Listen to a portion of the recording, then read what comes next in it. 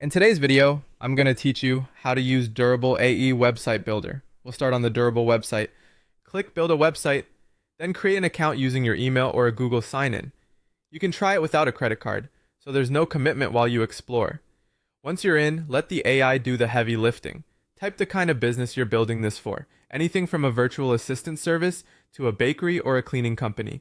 Add your location if you want more localized content, then click Generate Website.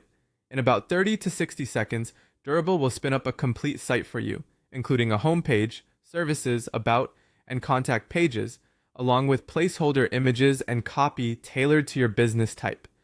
Now it's time to make it yours. Click Edit to customize. For text, click directly on any section and type your own words, or try Rewrite with AI to refine the tone.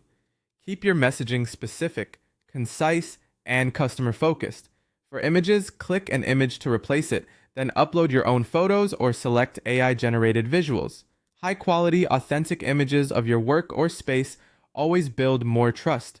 With your content in place, tune the design, adjust colors, fonts, and button styles to match your brand, and rearrange layout sections to highlight what matters most. Upload your logo and set your brand style so these choices stay consistent across pages.